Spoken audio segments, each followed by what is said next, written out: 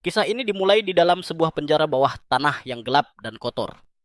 Di sana pemuda kita Ryun Sermon dirantai ke dinding sambil disiksa hanya untuk bersenang-senang. Tubuhnya dipukuli dan dihajar begitu parah sampai-sampai darah menetes dari hampir setiap inci tubuhnya. Orang yang bertanggung jawab atas kekacauan ini adalah Lord Sun Sparton, monster yang menghancurkan keluarganya yang kuat. Alasan dia berakhir dalam mimpi buruk ini sederhana. Semua orang di keluarga Sermon mewarisi kekuatan besar, tetapi pangeran termuda sama sekali tidak mewarisi apapun dari orang tuanya. Sans mengutuk serangga gigih yang menolak mati itu. Pangeran kita mencoba memberitahunya untuk mengakhiri penderitaannya saja, tetapi bajingan berambut putih itu menjawab dia tidak bisa mengerti sepatah kata pun. Pria itu benar-benar sudah mencabut lidah Ryun sejak lama. Setelah itu sang Lord akhirnya bosan bermain-main pada peringatan ketiga. Penghancuran keluarga Sermon dan dengan santai meninggalkan penjara bawah tanah. Sekarang sendirian pangeran kita masih tidak percaya 3 tahun telah berlalu sejak hari itu. Kau tahu, keluarganya membentuk barisan terdepan bagi umat manusia, berdiri di perbatasan zona kegelapan tempat misterius yang tanpa henti memunculkan monster. Karena tugas mulia itu, keluarga Sermon adalah yang terkuat dari 5 keluarga bangsawan di seluruh benua. Namun, suatu hari, ayah dan kakak-kakak Ryun tiba-tiba menghilang tanpa jejak. Tidak ada yang tahu apa yang terjadi pada mereka dan momen itu menjadi awal dari kejatuhan mereka. Lord Sun Sparton melihat ini sebagai kesempatan sempurna untuk menjatuhkan mereka. Dia menggunakan setiap metode kotor yang bisa dia temukan untuk menyeret keluarga itu ke dalam kehancuran. Selama kekacauan itu, tujuan sebenarnya adalah darah naga keluarga Sermon, sebuah berkah istimewa yang hanya dimiliki oleh keturunan sejati. Berkah itu membuat mereka begitu kuat, sehingga mereka bisa menjadi Archmage peringkat ke-7 di masa kecil mereka, dan Master Pedang di usia 15 tahun. Namun kutukan dari mantan Raja Iblis Archan dapat meniadakan berkah itu. Kutukan itu hanya mempengaruhi satu anak setiap beberapa abad, dan sayangnya pemuda kita adalah orang yang tidak beruntung yang terkena kutukan. Itulah sebabnya dia tidak pernah bisa belajar cara menggunakan pedang atau merapal sihir. Duduk di sana sendirian, dia menangisi ketidakberdayaannya yang membuat keluarga Parton bisa menghancurkan rumahnya dengan begitu mudah. Lebih parahnya lagi, Lord Gila itu menyiksa dan melakukan eksperimen padanya selama 3 tahun yang panjang setelah menghancurkan hidupnya. Tetap saja dia sekarang begitu lelah sehingga dia bahkan tidak bisa marah. Dia merasakan kematiannya merayap mendekat, jadi dia diam-diam menutup matanya agar akhirnya bisa beristirahat dengan tenang. Namun dunia jelas punya rencana lain untuknya. Pemuda kita terbangun lagi. Dia terkejut karena melihat wajah yang dikenalnya memanggilnya Tuan Muda. Dia benar-benar bingung bagaimana pelayan dan pengasuhnya Colin bisa berdiri tepat di depannya. Saat keadaan mulai masuk akal, dia segera memerintahkannya untuk membawakan cermin. Dia terkejut lagi saat dia menatap dirinya yang masih muda di pantulan cermin. Jadi dia bertanya padanya tahun berapa sekarang.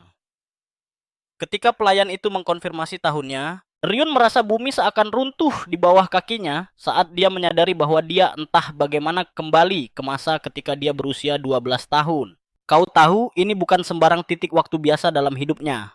Ini adalah tahun di mana segalanya mulai berantakan dan keluarga Parton mulai bergerak. Ketika dia mengingat kata-kata terakhir dari Golden Lord tentang mengabulkan keinginannya, semuanya menjadi jelas. Tepat pada saat itu, seorang pria berwibawa yang mendengar tentang pingsannya masuk ke kamar dan Colin langsung membungkuk di hadapannya. Ryun dengan cepat mengenalinya sebagai Alejandro, komandan ksatria yang dihormati dari keluarganya. Sang komandan berkata, dia akan mengizinkan pangeran untuk beristirahat karena kondisinya yang lemah. Colin menyela dan berkata, dia sudah memperingatkan mereka hal ini akan terjadi, namun pangeran kita mengejutkan mereka berdua. Saat dia dengan tenang berkata bahwa dia sebenarnya dalam kondisi puncak. Dia langsung bertanya apa yang akan mereka lakukan dalam latihan hari ini. Alejandro tidak percaya, dia menolak alasan untuk bolos latihan dan mengungkapkan bahwa pelajaran hari ini berfokus pada gerak kaki. Bingung, dia bertanya-tanya dengan keras, apakah ini benar-benar pangeran termuda? Pangeran kita mengambil pedang latihannya dan menyatakan tidak ada keraguan bahwa dia adalah Ryun Sermon dengan senyum percaya diri. Dengan pengalaman dan kekuatan yang dia peroleh selama waktunya yang brutal di Adion, dia benar-benar siap menghadapi apapun yang mereka berikan karena ini adalah satu-satunya kesempatannya untuk memperbaiki segalanya. dan menyelesaikan urusan dengan parasit Parton yang pucat itu. Pahlawan kita memeriksa statusnya dan merasa lega ketika dia melihat skillnya tidak sepenuhnya sampah. Dia bahkan menemukan kutukan peringkat S gandanya terselip di sana.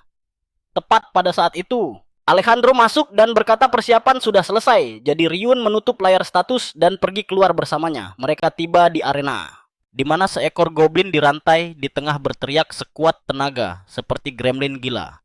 Monster itu menerjang ke arah Ryun, tetapi rantainya menariknya kembali. Ketegangan di sekitar mereka meningkat dan Colin memohon pada komandan kesatria untuk menghentikan kegilaan ini.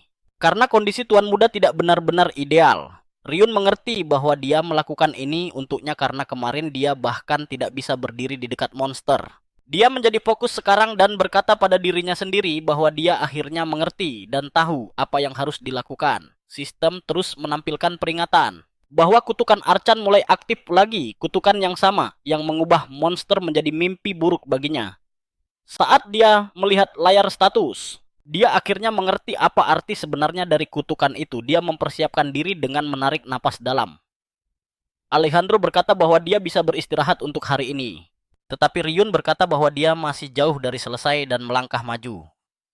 Goblin itu menerjang begitu dia bergerak dan serangannya membuatnya lengah. Dia meluncur mundur karena rasa takut murni sebelum memaksa dirinya untuk berhenti. Dia memarahi otaknya sendiri dan berkata, itu hanyalah satu goblin bau dan dia tidak perlu takut. Dia menyeringai dan berpikir bahwa goblin ini bahkan tidak ada apa-apanya dibandingkan dengan tekanan yang dimiliki sang Lord di Aedion.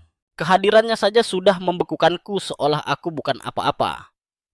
Dibandingkan dengan itu, makhluk kecil yang lemah ini bahkan tidak bisa dianggap sebagai pemanasan.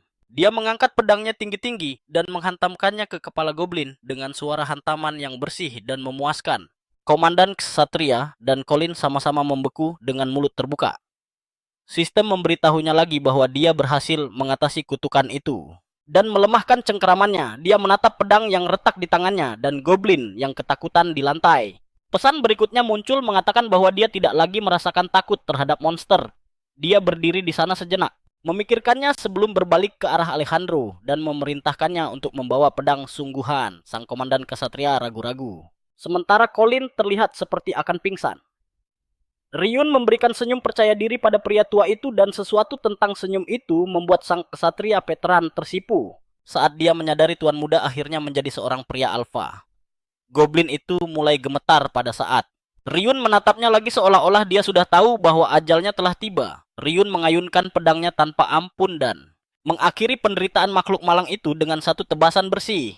Alejandro memberitahu Colin untuk memperhatikan baik-baik karena mereka sedang menyaksikan kebangkitan kepala keluarga berikutnya. Dari keluarga Sermon Ryun keluar setelah pertarungan dan membasuh wajahnya dengan air dingin untuk menenangkan diri. Dia menatap pantulan dirinya dan merasa lega karena status di dalam sistem membantunya menghancurkan sebagian kutukan. Dia menggebrak wastafel dengan kedua tangannya menjadi bersemangat karena ini berarti dia punya ruang untuk berkembang dan potensi sejati yang menunggu untuk dibuka. Namun suasana hatinya kemudian memburuk karena dia tidak puas dengan experience point yang dia dapatkan jika keadaannya tetap seperti ini. Dia harus menghabisi jutaan goblin untuk bisa naik level dengan benar. Dia berkata pada dirinya sendiri bahwa dia harus menjadi lebih kuat dengan cepat sebelum hari yang menakutkan itu menimpa keluarga Sermon. Setidaknya dia memastikan bahwa kutukan itu tidak mutlak dan bisa dihancurkan. Menatap sistem, dia berkata pada dirinya sendiri bahwa dia tidak boleh menyia-nyiakan kesempatan ini apapun yang terjadi sambil fokus pada latar belakang masalahnya. Keadaan keluarga Sermon saat ini berantakan karena ayah dan saudara-saudaranya telah hilang selama lebih dari 2 tahun. Bahkan saat dia lemah, dia masih memegang posisi penting di keluarga, jadi para musuh belum bergerak. Tiba-tiba, dia mengangkat tinjunya ke udara dengan gembira karena akhirnya menemukan cara untuk menaikkan levelnya. Dia memutuskan sekarang saatnya untuk mencoba metode kedua. Adegan beralih ke seorang wanita cantik berbaju merah, mengenakan topeng saat dia melangkah masuk ke dalam kediaman. Mereka duduk bersama untuk minum teh dan mulai berbicara. Dia bilang dia mendengar tentang perburuan monster itu dan tersenyum padanya sebelum bertanya apakah dia memanggilnya untuk latihan sihir. Wanita itu adalah Sena pemimpin divisi sihir keluarga Sermon, seperti komandan malam. Dia adalah penyihir peringkat ke-7 dengan kemampuan yang menakutkan. Tidak ada yang tahu banyak tentang kemampuan atau kehidupannya, kecuali kepala keluarga itu sendiri. Dia meletakkan cangkirnya dan menjadi serius memperingatkannya agar tidak membiarkan perburuan goblin membuat egonya besar karena sihir adalah dunia yang sama sekali berbeda. Dia menjelaskan bahwa dia tidak pernah melatihnya sebelumnya karena dia menilai Rion sama sekali tidak punya bakat sihir. Rion menyeringai karena dia sudah tahu kebenaran itu. Kutukan itu bahkan tidak pernah mengizinkannya merasakan, mana apalagi menggunakannya. Namun semuanya berubah kemarin. Dan dia kemudian membalas dengan percaya diri bahwa dia bisa merasakan mana sekarang dan pengakuan itu membuatnya tampak sangat terkejut. Menyingkirkan tehnya Sena menciptakan gambar naga api yang keren. Dia kemudian memberinya izin untuk perlahan membuka matanya, untuk memeriksa apakah dia benar-benar bisa melihat mana. Dia berkata Rion seharusnya bisa mengenali bentuk yang baru saja dia gambar di udara dengan sihirnya. Dia benar-benar terdiam saat Rion langsung memberikan jawaban yang benar tanpa ragu sedikit pun. Sama sekali tidak masuk akal baginya bagaimana Rion tiba-tiba membangkitkan kemampuan merasakan sihir hanya dalam satu malam. Fakta bahwa dia bisa melihat gambar-gambarnya berarti pengetahuannya tentang mana, entah bagaimana setara atau bahkan lebih tinggi darinya. Dia mulai mondar-mandir dengan cemas. Bertanya-tanya bagaimana bocah kecil itu berhasil berkembang sejauh ini dengan sangat cepat. Kemudian Rion mengungkapkan padanya bahwa kemampuannya untuk melihat sihir sebenarnya tidak berguna.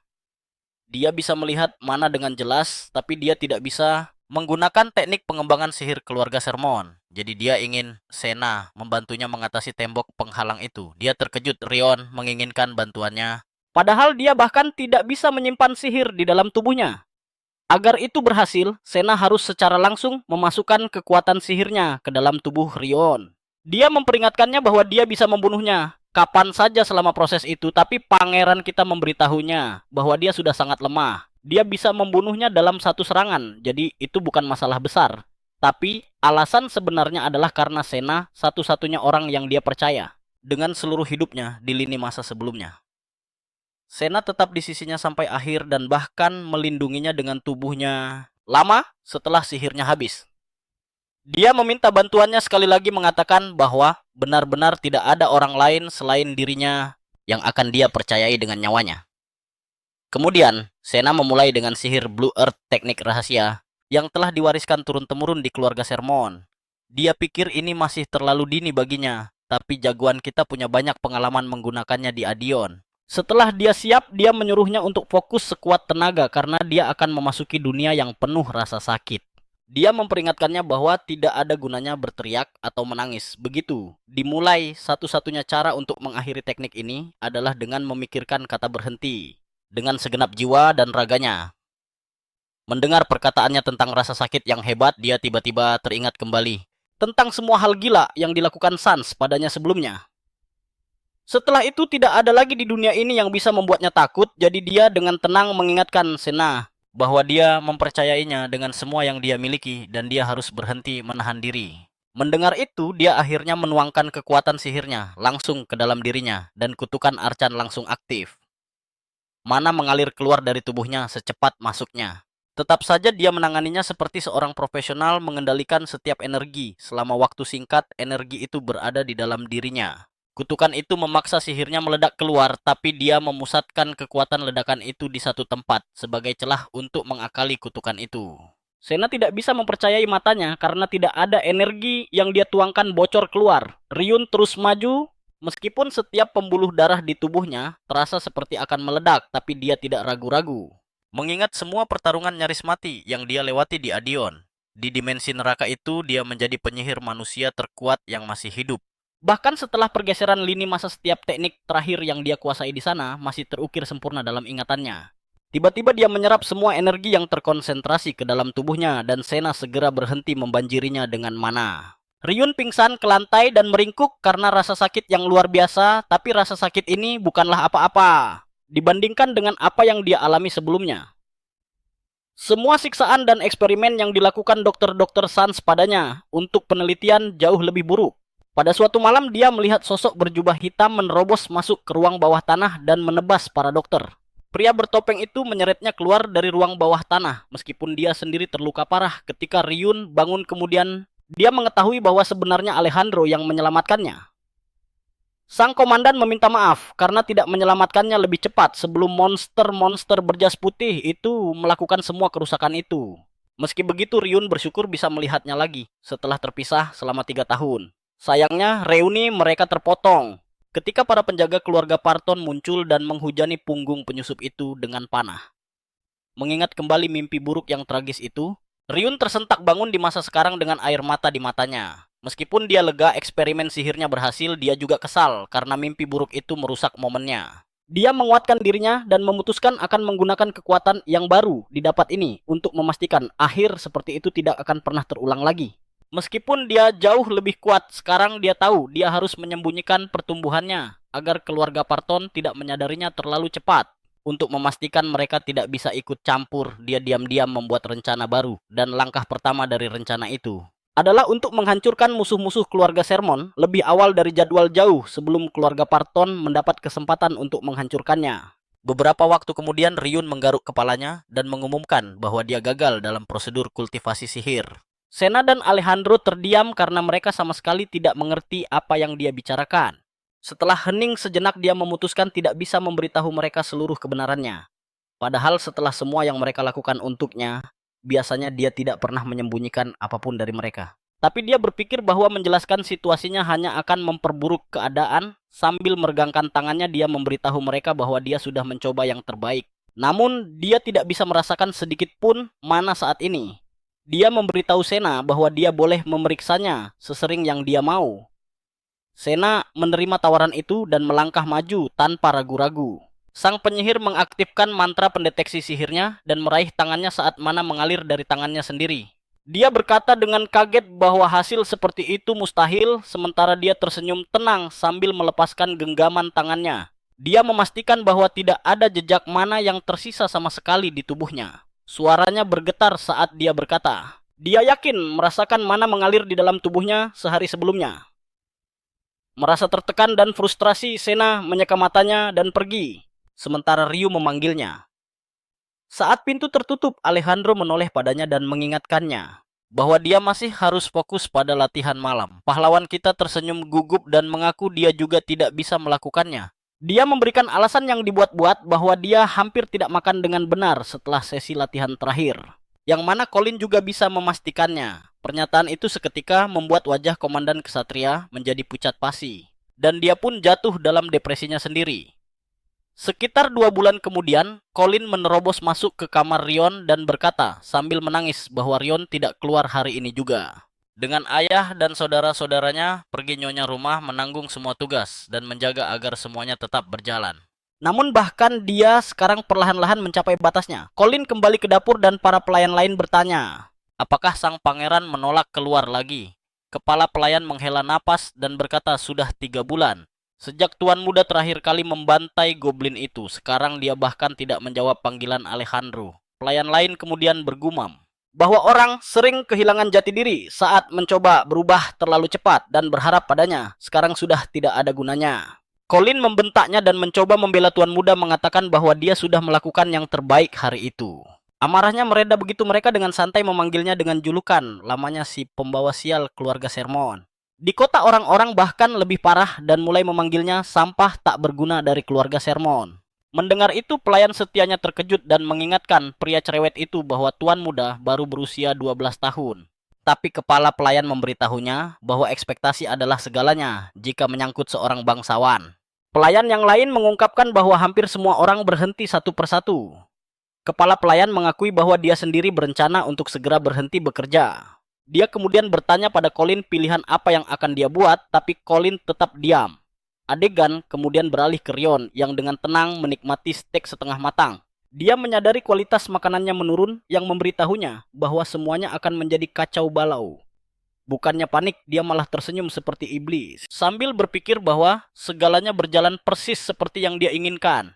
Dia berpikir bahwa versi dirinya di masa lalu pasti akan berusaha mati-matian untuk memperbaiki segalanya dan pada akhirnya hancur. Dirinya yang sekarang sudah beda level. Dia berencana untuk tiarap dan membuat setiap musuh percaya bahwa dia lemah dan tidak berdaya. Lalu begitu ada celah, dia akan menyerang tanpa ampun dan menghancurkan mereka semua. Dia ingat bahwa kejatuhan keluarga Sermon dimulai saat kepala keluarga menghilang. Dan tim pencari tidak pernah kembali. Kakak-kakaknya menghilang dalam keadaan yang sama dan dana mereka perlahan-lahan mengering. Tempat latihan yang dulu penuh dengan aktivitas sekarang hanya menyisakan segelintir ksatria lemah. Keluarga-keluarga kuat yang dulu berharap menjalin hubungan dengan mereka juga diam-diam meninggalkan mereka. Namun Reun tidak terlalu terganggu dengan situasi itu karena kedamaian dan keheningan membiarkannya menjalani kehidupan rahasianya dengan nyaman. Meski begitu, dia masih tidak puas dengan betapa lambatnya keluarga itu runtuh dan ingin mempercepatnya. Tepat pada saat itu, Colin menerobos masuk ke kamar dan berteriak bahwa sudah waktunya latihan dan komandan ksatria sedang menunggu. Suasana hatinya langsung hancur dan dia memberitahunya bahwa dia ingin melewatkan latihan hari ini juga. Colin menolak untuk menerimanya dan menarik selimutnya. Dia perlahan mendekatinya dengan tekad yang tak tergoyahkan sebelum mengangkatnya ala pengantin. Dengan tatapan serius, dia membawanya keluar dari kamar dan menyatakan bahwa dia tidak akan pernah meninggalkan keluarga ini. Sementara itu pahlawan kita hanya menikmati tumpangan gratis. Kemudian di tempat latihan, Alejandro memarahinya karena ayunan pedangnya sangat buruk. Dia mengomelinya habis-habisan bahwa mengayunkan pedang adalah tugas yang sederhana. Reun hanya menghela napas sambil berpikir bahwa orang tua itu masih belum menyerah padanya. Dia ingin membalas kesetiaan itu suatu hari nanti, tapi dia tidak bisa membiarkan siapapun tahu bahwa dia telah berlatih secara rahasia. Dia bahkan menggunakan skill perubahan tubuh untuk menyembunyikan fisik aslinya meskipun skill itu masih lemah.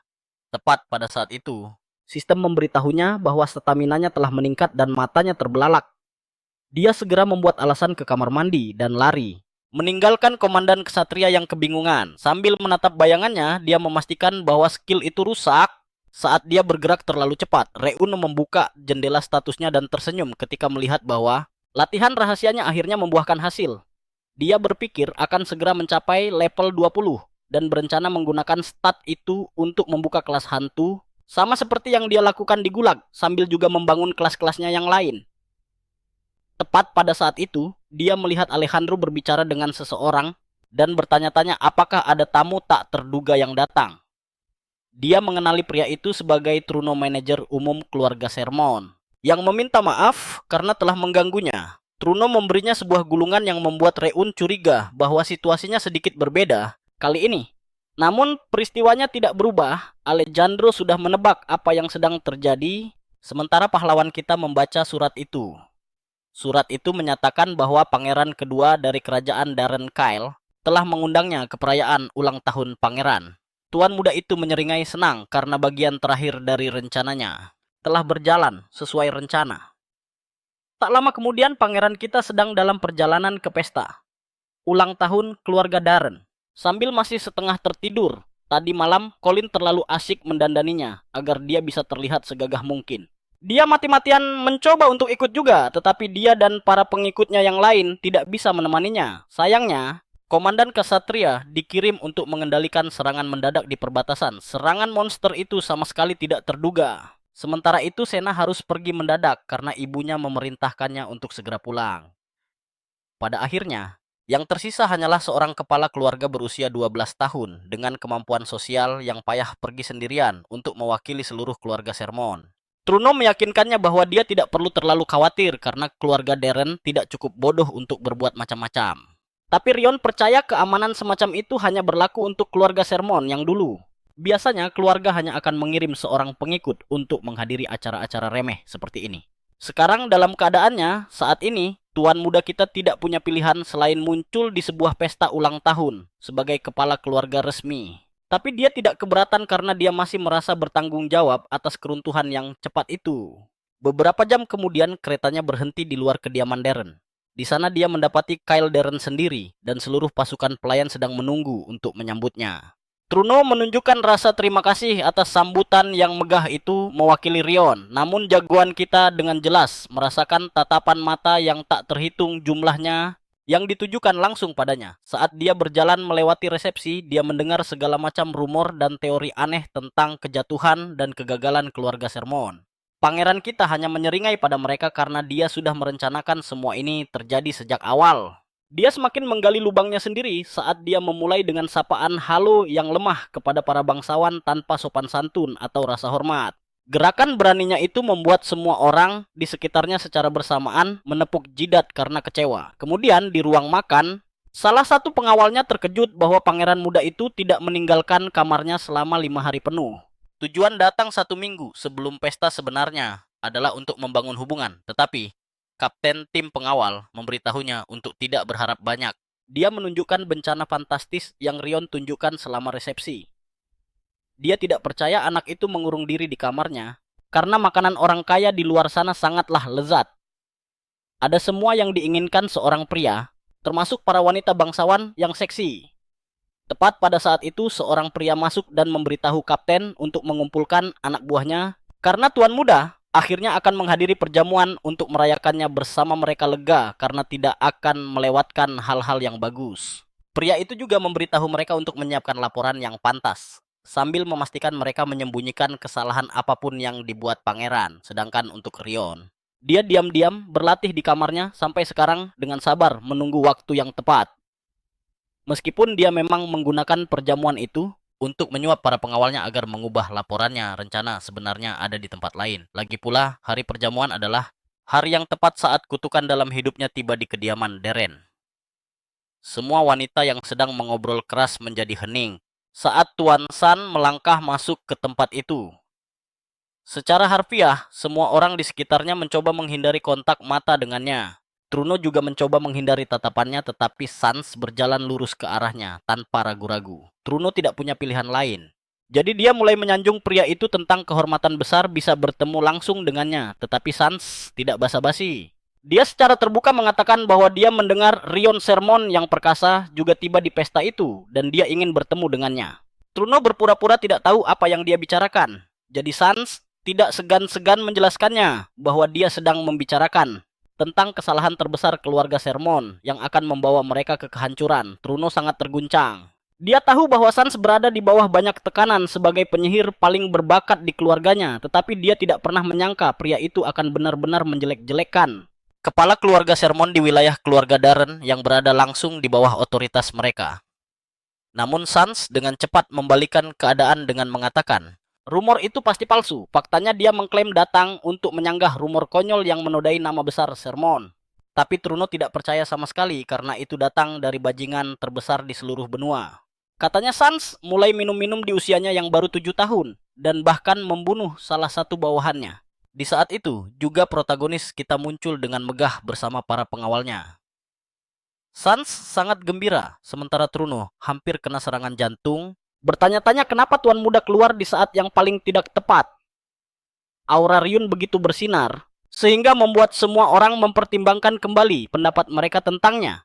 Melihatnya sekarang, mereka hampir memikirkan ulang semua asumsi mereka sebelumnya. Tapi Sans terbakar cemburu karena protagonis kita langsung menenggelamkan pamornya. Dia dengan santainya berjalan ke arah Sans dan mengatakan kalau dia sudah banyak mendengar tentang pria itu dari pangeran keempat kakaknya Lars. Mendengar itu Sans dengan sombong berkata kalau dia juga sudah banyak mendengar tentang Ryun. Tapi sebelum dia sempat bicara macam-macam, pangeran kita dengan tenang berkata kalau Sans adalah orang yang sangat baik. Dia mengungkit betapa terkenalnya Sans di akademinya dulu dan bagaimana dia harus keluar setelah beberapa bulan karena popularitasnya yang luar biasa. Ryun mengungkap hal-hal buruk yang pernah dia lakukan dan dengan mulus membalikan keadaan. Dia bilang Sans pernah menyelamatkan seorang anak miskin dari perundung dan bahkan menolong seorang siswi yang sedang dilecehkan oleh sampah tak berguna. Sans sangat marah di dalam hati, tapi protagonis kita belum melancarkan pukulan terakhirnya. Saat dia dengan santai menyinggung sesuatu tentang lututnya, Truno langsung turun tangan untuk menenangkan situasi. Dia berpura-pura kalau Sans telah membantu Lars dengan membawakannya obat untuk lututnya yang cedera, lalu dia dengan cepat menyeret sang pangeran pergi sebelum situasi meledak. Sementara itu protagonis kita merasa puas setelah habis-habisan menyindir si brengsek berambut putih itu. Sans menganggap hinaannya yang berani dan mengejek itu sebagai deklarasi perang yang jelas, namun menanamkan amarah murni pada pria itu hanyalah langkah kedua dalam rencananya yang besar. Kembali di kamarnya Sans, kehilangan semua ketenangannya dan membanting pot bunga hingga hancur di lantai. Amarahnya meledak sambil meneriakkan hinaan demi hinaan tentang pahlawan kita. Mengingat kembali percakapan tadi, dia sadar kalau Lars pasti sudah tahu bahwa dia bukan keluar dari akademi, tapi sebenarnya dikeluarkan. Sambil memegangi kepalanya, dia mengumpat pelan bahwa semua usahanya untuk menyembunyikan insiden itu berakhir sia-sia. Dia teringat pembicaraan tentang lutut dan berkata pada dirinya sendiri bahwa kebenaran di balik insiden itu tidak boleh terungkap. Sebuah kilas balik muncul di benaknya, di mana dia berjuang mempertahankan ekspresi percaya diri sambil terengah-engah. Sihir petir menari-nari di sekitar Lars, yang mengatakan pada bangsawan itu bahwa kali ini dia benar-benar cari gara-gara. Sans mencoba mencari alasan, mengatakan kalau dia tidak tahu gadis itu adalah pasangannya, dan dia hanya mencoba menyapa si rakyat jelata. Kakak Ryun tetap bersikap dingin dan mengingatkannya bahwa di atas segalanya, setiap orang di akademi adalah seorang murid. Dia memerintahkannya untuk berlutut sekarang juga. Lars memperingatkannya bahwa jika dia tidak meminta maaf dari lubuk hatinya yang terdalam, maka seluruh keluarga Parton akan dihancurkan. Dan dia secara pribadi akan menyingkirkannya. Sans jatuh berlutut dengan perasaan sangat terhina, sementara Lars tetap mengarahkan petirnya padanya. Kembali ke dunia nyata, Sans kembali berteriak frustrasi dan berkata pada dirinya sendiri bahwa dia harus melanjutkan rencananya. Dia bersumpah akan membungkam adik Lars apapun caranya. Setelah beberapa saat dia memaksa dirinya untuk tenang dan meyakinkan dirinya sendiri bahwa dia pada akhirnya akan membalas dendam pada Ryun.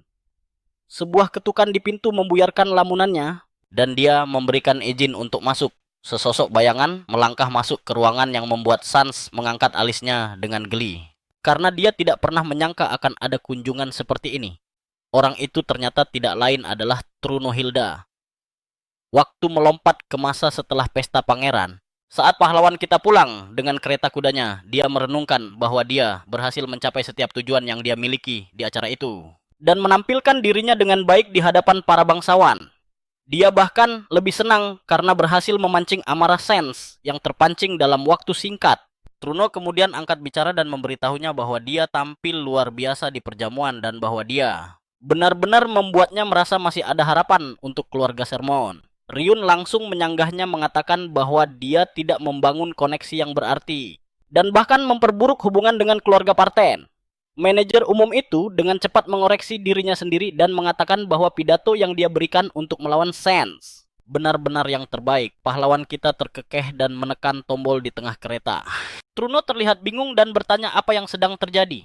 Pria itu dengan gugup bertanya pada Tuan Muda mengapa dia mengaktifkan mantra kedap suara. Ryun langsung menuduhnya, mengatakan bahwa jika dia benar-benar percaya ada harapan, maka dia tidak akan pernah memilih untuk mengkhianati keluarga.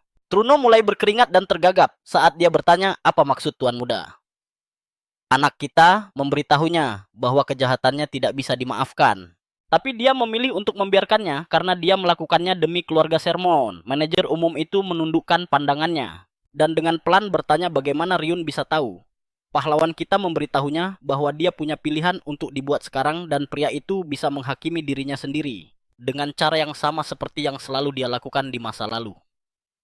Saat kereta terus melaju kencang, Ryun memberitahukan rencana rahasia yang selama ini dia sembunyikan. Gagasan itu sangat mengejutkan sang manajer sehingga dia hanya menatap anak itu dengan tidak percaya bertanya-tanya bagaimana seseorang sepertinya bisa memikirkan hal seperti ini.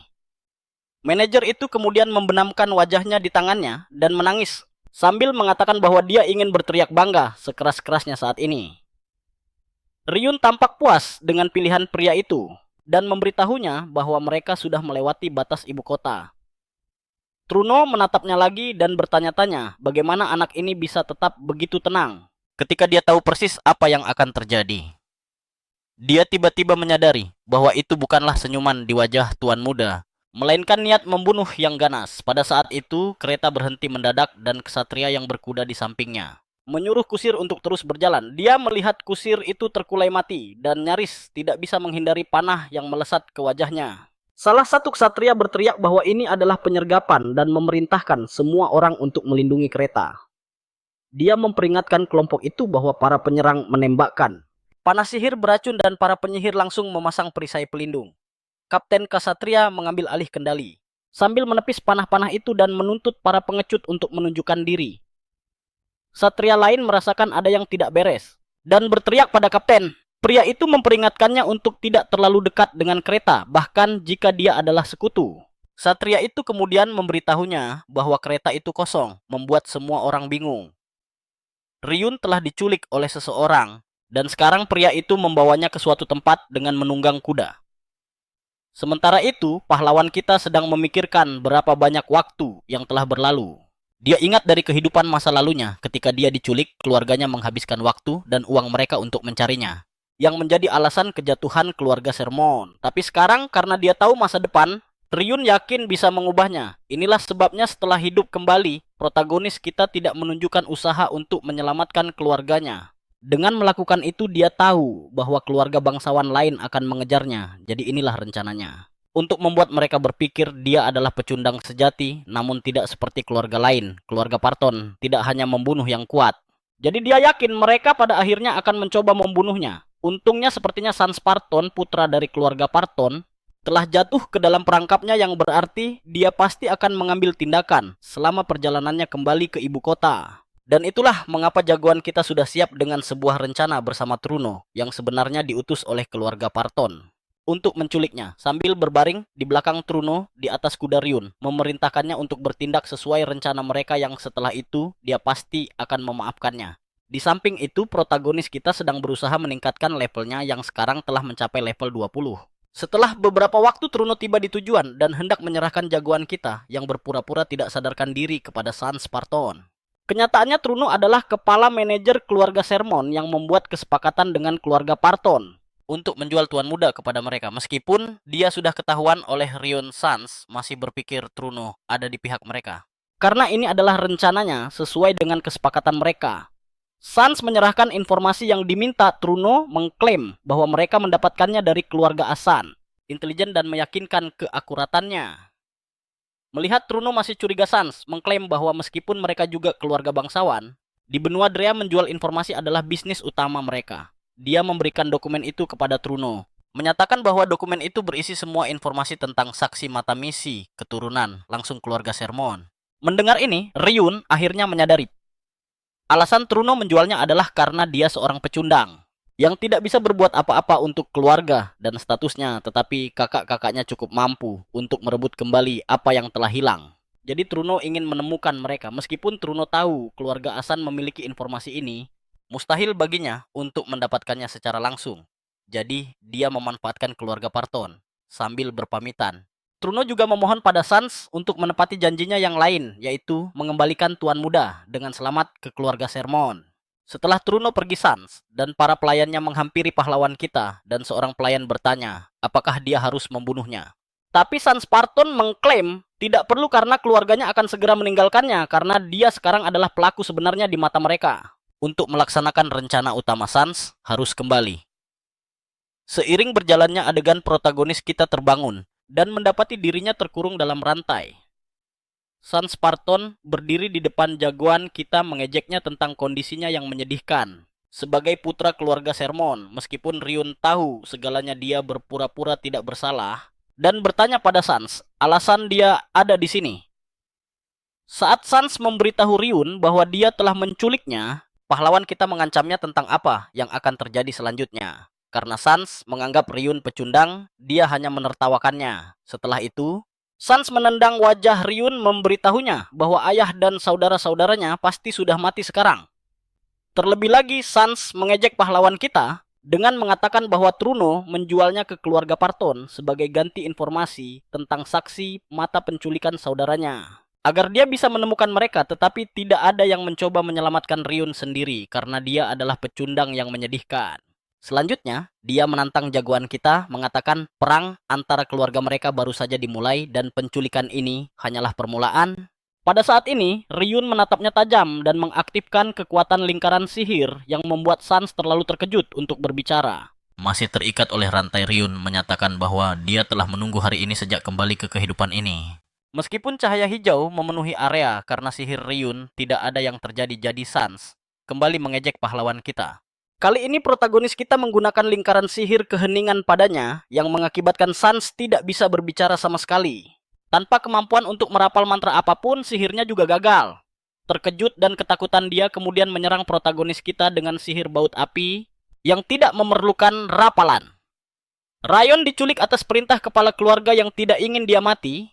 Jadi Sans menggunakan sihir lingkaran kedua yang sebenarnya sudah diduga oleh pahlawan kita, tetapi Sans membuat kesalahan di sini.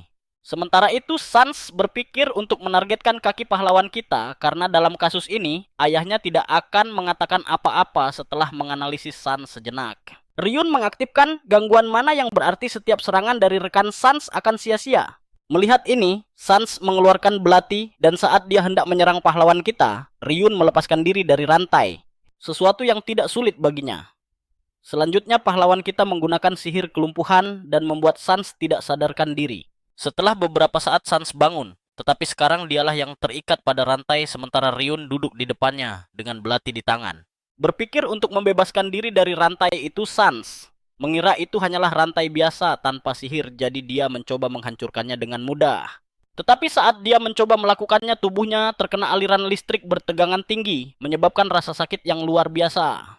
Berjalan ke arah Sans, Ryun mengklaim telah menggambar lingkaran sihir di tubuhnya. Ini sebenarnya adalah teknik terlarang untuk menggambar lingkaran sihir ke dalam daging, dan darah akan mengaktifkan lingkaran sihir itu. Di kehidupan masa lalunya, hal yang sama juga dilakukan pada pahlawan kita. Pertama, sihir kebangkitan digunakan agar dia tidak bisa tidur dan kemudian dia dipaksa menahan rasa sakit yang tak tertahankan saat bekas luka diukir di tubuhnya. Masih bingung bagaimana Ryun mengetahui teknik ini, Sans menyatakan bahwa sepengetahuannya Ryun tidak diizinkan menggunakan mana. Sementara itu protagonis kita telah mulai berlatih segalanya setelah kebangkitannya dan berkat pengalaman kehidupan masa lalunya.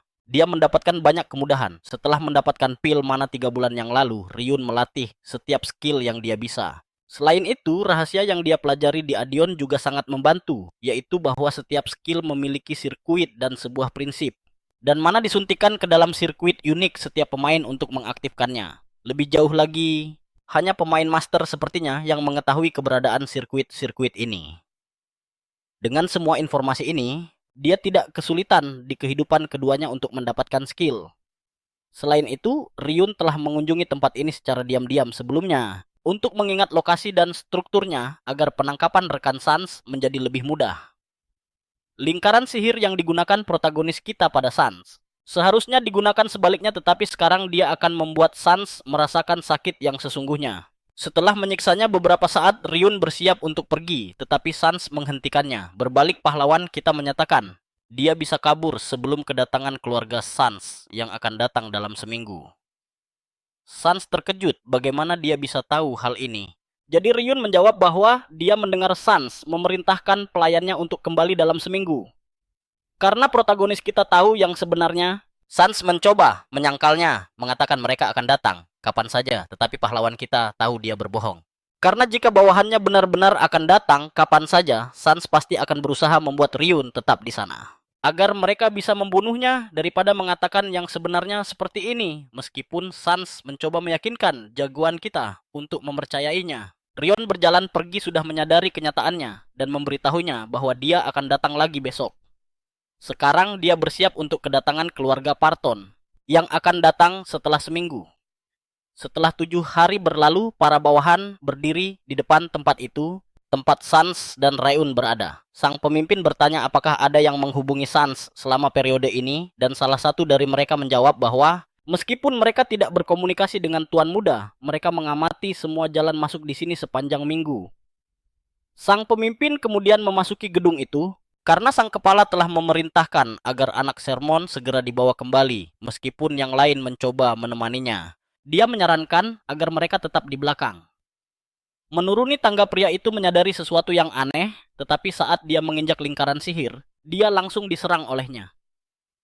Untuk melindungi dirinya, dia memasang sebuah perisai pelindung. Namun sekarang, dia yakin sesuatu telah terjadi pada Tuan Muda melihat berbagai jebakan lingkaran sihir yang tersebar di seluruh area. Dia bertanya-tanya siapa yang memasang semua ini.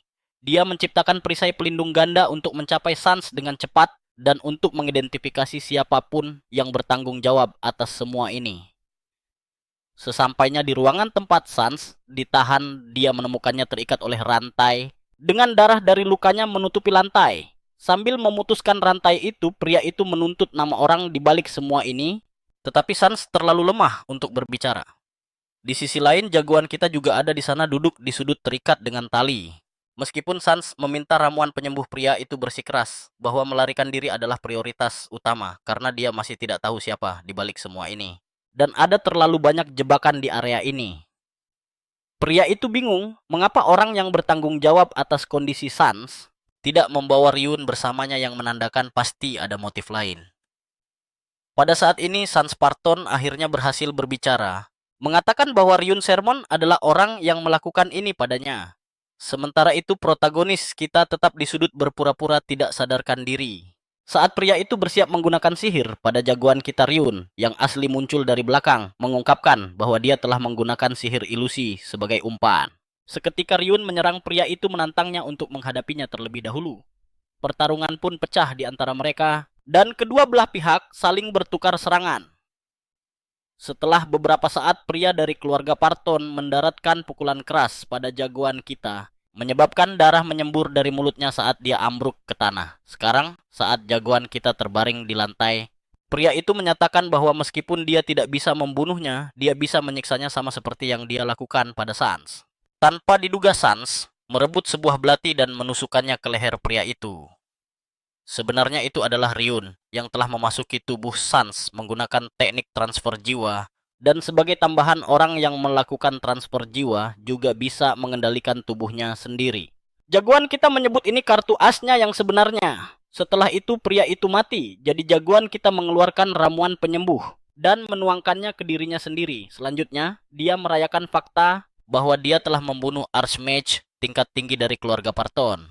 Kemudian sistem memberitahu jagoan kita bahwa levelnya telah meningkat menjadi 15 karena dia telah menyelesaikan quest. Dia masih mencoba memahami bagaimana levelnya bisa naik, tetapi untuk saat ini, Ryun tahu dia harus mengurus sesuatu yang lain terlebih dahulu. Selanjutnya, dia menyeret tubuh sang Archmage ke ruangan terpisah dan membaringkannya di atas ranjang kayu, jelas berencana melakukan sesuatu dengannya.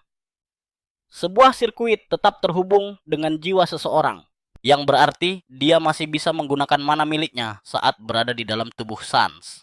Jadi, dengan menghilangkan mana itu, protagonis kita menurunkan levelnya. Untuk memenuhi persyaratan job tersembunyi assassin, Shadow Ryun akhirnya berhasil dalam rencana ini, tetapi dengan sisa level yang ada. Dia memiliki 2 kali percobaan lagi. Dari 2 kesempatan ini, jagoan kita juga berhasil pada percobaan kedua. Meskipun rencananya seharusnya hanya sampai di sini, setelah mengalahkan Archmage Ryun memutuskan untuk mengejar peningkatan ketiga untuk mendapatkan job tersembunyi yang dikenal sebagai Ghost. Ini adalah job tingkat tinggi yang membantu Adion menjadi yang terkuat.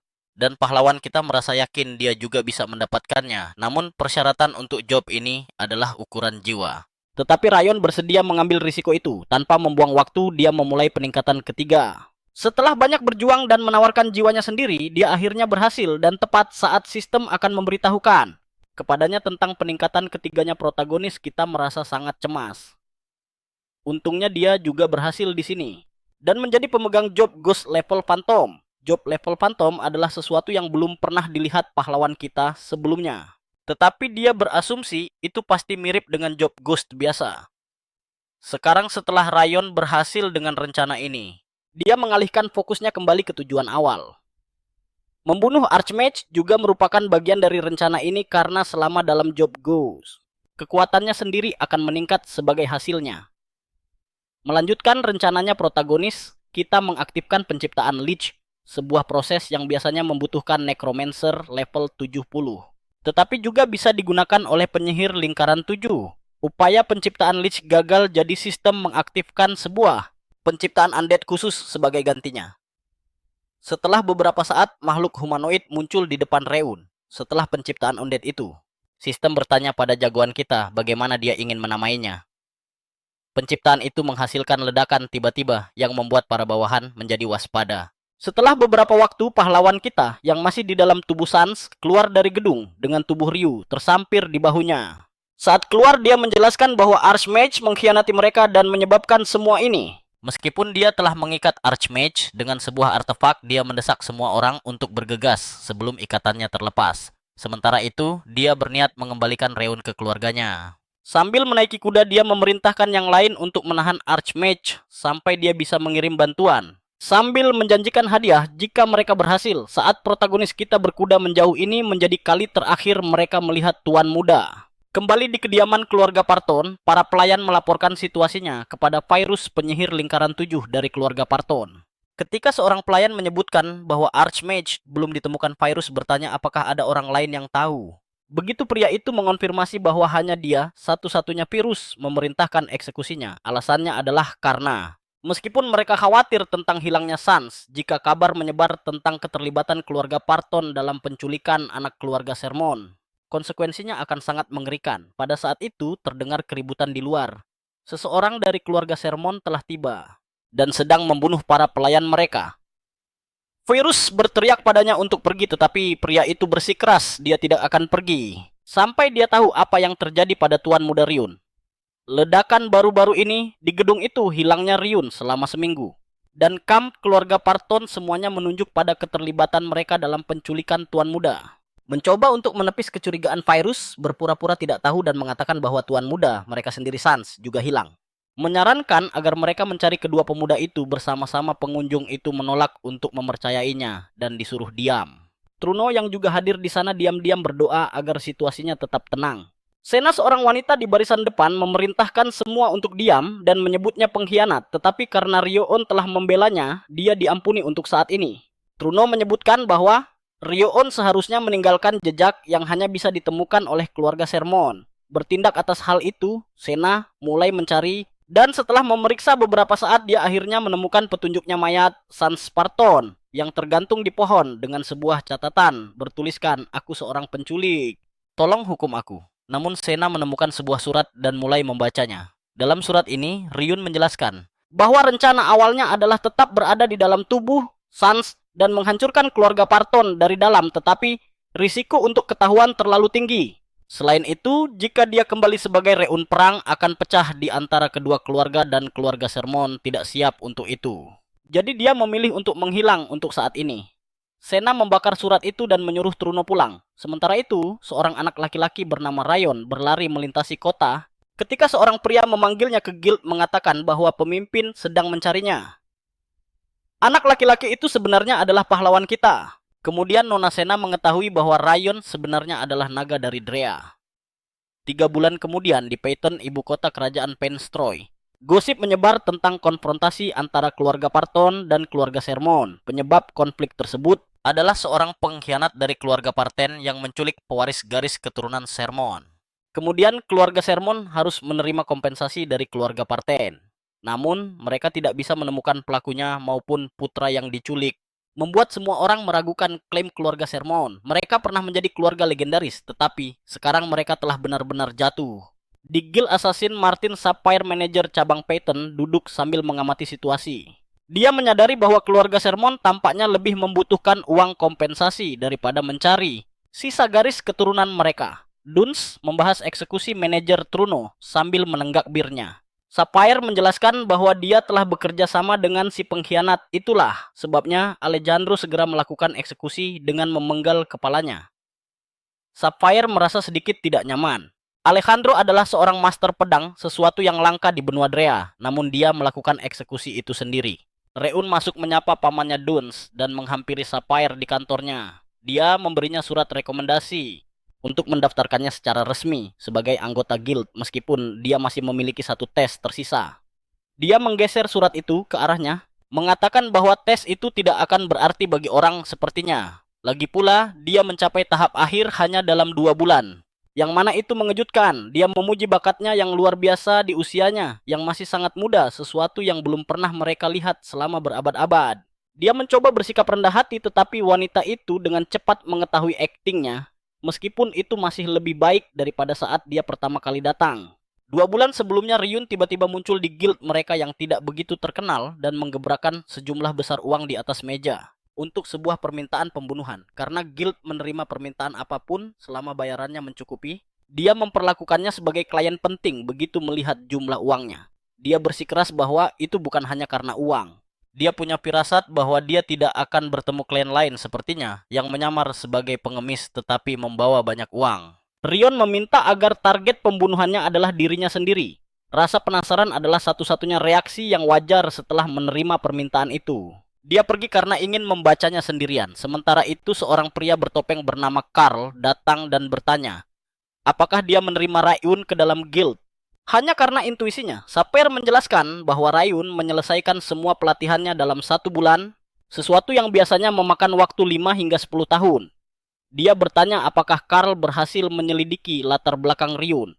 Carl melaporkan bahwa Ryun dibesarkan oleh seorang master tanpa nama yang kemudian menghilang, dan Ryun bergabung dengan guild untuk mencari informasi tentang master itu. Karena permintaan Ryun yang tidak biasa, dia diverifikasi secara menyeluruh sebelum diterima di guild. Carl juga mengunjungi tempat di mana Ryun diduga tinggal bersama masternya dan memastikan bahwa tempat itu menunjukkan tanda-tanda nyata telah ditinggali dalam jangka waktu lama. Yang mengkhawatirkan Sapphire adalah kemungkinan bahwa Ryun sebenarnya adalah Ryun, sermon tuan muda keluarga sermon yang hilang. Ryun muncul di guild mereka sekitar waktu yang sama saat Ryun menghilang. Carl meyakinkannya bahwa kemungkinannya hampir nol. Ryun dikenal tidak memiliki mana, tidak punya bakat berpedang, dan staminanya sangat buruk, membuat hampir mustahil bagi keduanya untuk menjadi orang yang sama. Dia mencoba melanjutkan laporannya, tapi Sapphire memotongnya. Dia tidak bisa bertingkah seperti detektif selamanya. Sebaliknya dia menugaskannya untuk mencari informasi tentang Master Misterius Ryun. Sementara itu, Ryun mendengarkan seluruh percakapan mereka dari kamarnya menggunakan skill Necromancer. Dia menyadari Sapphire memiliki intuisi yang tajam. Dia membuka jendela statusnya dan menyadari bahwa level yang dikonsumsi selama perubahan jobnya telah kembali. Menginvestasikan mana ke dalam dominasi tubuh, jelas sepadan. Itu tidak hanya mengubah penampilannya, tetapi juga mencegah deteksi mana. Sudah sampai pada titik di mana dia bahkan bisa menipu skill deteksi bentuk dari assassin tingkat 2. Hari itu seorang gadis undead bernama Kornak muncul. Dia memiliki serangkaian skill yang luar biasa, dan Ryun menyadari bahwa dia adalah undead yang bisa berkembang. Dia terkejut dengan kemampuan hantunya, yang tidak disebutkan dalam deskripsi skill. Ketika dia memeriksa sirkuitnya, sebuah quest tersembunyi muncul, satu yang membutuhkan penemuan kondisi rahasia untuk diselesaikan. Notifikasi penyelesaian muncul setelah mengalahkan archi kombinasi dari tangan kematian. Phantom Circuit skill dan quest tersebut menghasilkan terciptanya Kornak. Saat ini dia hanyalah monster pemakan mana, bisa dibilang parasit baginya, tapi dia percaya suatu hari nanti dia akan berguna. Baginya pertumbuhan adalah tentang melihat ke masa depan, bukan masa sekarang. Saat sedang melamun, dia diinterupsi oleh Duns. Ryun menjelaskan bahwa dia hanya bernyanyi tentang menjadi anggota guild penuh setelah tes dan suatu hari nanti menjadi manajer cabang. Duns meyakinkannya bahwa dengan tingkat pertumbuhannya saat ini, itu sangat mungkin. Dia kemudian menyebutkan 3 kandidat terakhir yang mana hanya satu yang bisa lulus tes. Lulus akan membuat mereka menjadi anggota guild resmi dan assassin tingkat 5, Paularin. Dan Ryun berdiri di hadapannya saat dia mengumumkan dimulainya tes. Duns meminta informasi target. Rin mengungkapkan detail tentang Alok, seorang pedagang berusia 47 tahun yang mengelola sebuah toko dan selalu bepergian dengan 3 tentara bayaran sebagai penjaga. 2 dari tentara bayaran itu adalah prajurit tingkat perunggu dan 1 adalah penyihir tingkat perak. Menurut rumor, dia baru saja mengambil seorang selir muda dan mengunjunginya setiap malam. Selama waktu itu, para tentara bayaran memberinya privasi. Duns terkesan dengan penyelidikan itu yang dilakukan pada target. Tidak hanya itu, Rin juga berhasil menemukan cara untuk menghindari para penjaga. Satu-satunya hal yang mengkhawatirkan Duns adalah jaminan bahwa target akan benar-benar pergi ke kamar selir. Rin tidak mempertimbangkan hal itu, dan Dun menjelaskan bahwa inilah mengapa Martong selalu mengumpulkan informasi rinci. Dia kemudian beralih ke Ryun, meminta informasi yang dia peroleh. Ryun mempertanyakan apakah dia benar-benar harus mengungkapkannya mengejutkan 2 kontestan lainnya. Bahkan jika mereka bekerja sama untuk menyelesaikan misi mereka tidak akan menjadi anggota guild resmi bersama-sama. Hanya 1 orang yang akan lulus ujian. Karena itu dia tidak mau berbagi informasi apapun. Kedua kontestan itu jengkel, menyadari mereka berbicara terlalu dini. Pada akhirnya, mereka hanyalah rekan. Reynolds bahkan menyangkal kalau mereka rekan. Mengatakan mereka tidak mempelajari itu selama pelatihan. Dun menyetujui tanggapan Ryun sebagai pola pikir yang benar dan mendesak mereka untuk fokus pada ujian mereka. Membuang atau memanfaatkan orang lain saat diperlukan adalah bagian dari sifat seorang assassin. Dia bertanya, Apakah dua orang lainnya punya sesuatu untuk dikatakan? Dan mereka serempak menyangkalnya. Dun mengumumkan dimulainya tes pembunuhan dan mereka semua berlari pergi. Dia teringat saat Ryun sendiri harus dibunuh. Batas waktunya ditetapkan selama 3 hari dan lokasinya di Peyton. Kondisi khususnya adalah mereka harus mendaftarkannya sebagai trainee tingkat khusus di cabang Martong Peyton. Para asasin tertawa berpikir mereka bisa menemukan Ryun dalam waktu 10 menit. Ternyata mereka gagal. Mereka tidak bisa menemukannya selama 3 hari penuh. Mereka secara tidak langsung memuji trik dan jebakan Ryun. Setelah 3 hari berakhir, Ryun menerima pelatihan dari Sapphire saat dia menepati janjinya. Kembali ke masa sekarang. Ryun merenung bahwa menjadi seorang asasin resmi tidaklah mudah. Target untuk ujian kali ini diatur pada tingkat kesulitan tertinggi dan dia mungkin berada di awal dari sesuatu yang bersejarah. Sementara itu, Paula berhasil melewati sihir alarm dan perangkat mekanis menghindari para tentara bayaran.